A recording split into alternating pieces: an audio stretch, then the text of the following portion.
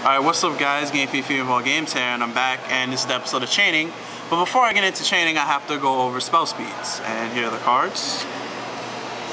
Once I said before, the green cards can be spell speeds either 1 or 2, and the purple card can only be spell speeds 2 and 3.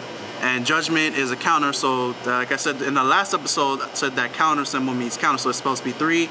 And we have a spell speed 1, and we have the quick play magic card, which also is spell speed 2. Now that we got that out the way. Thank you for introducing me, Predator 32 here. We got spell speeds out the way. He brought me on to help him out with his chain explanations. Now the way chains work, anything that's spell speed 1 or higher can start a chain when it's played, alright? The problem is when you play a spell speed 1 card, for example, like Swords of Revealing Light here,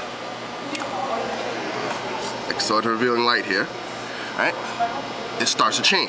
Now, either you or your opponent can activate another card in response to this card before its effect actually takes place. And that's what's called building a chain. For example, the spell speed 2 card, Mystical Space Typhoon. For example, I don't want my cards to get frozen in time by the swords.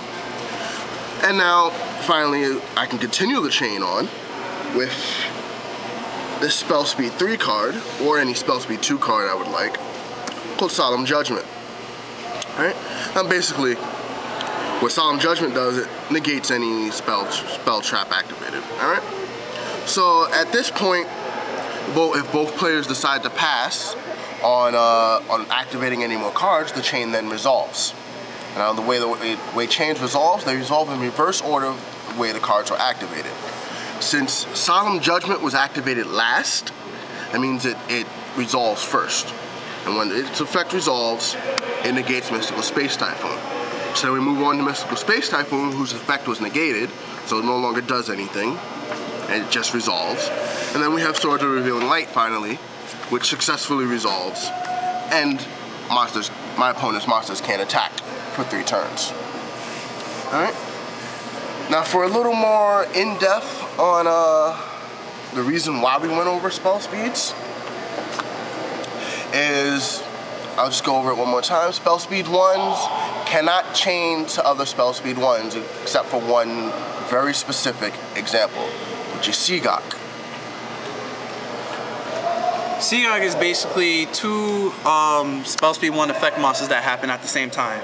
Like basically when both Mystic Tornadoes die and get sent to the grave, you get to search 1 dark monster, 15 allure. But if they both die, both effects go off at the same exact time, which is Seagok, which you're trying to explain. Yes.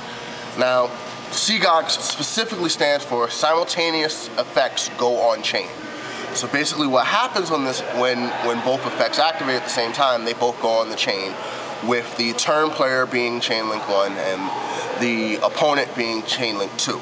And then they resolve in reverse, just like any other chain. Alright? Now, quick overview again of spell speeds. Again, we're going to move on to spell speeds 2. Spell speeds 2 can chain to any spell speed 1 or any spell speed 2 card. So those will be Mystical Space Typhoon, Book of Moon, any random trap card, like Bottomless.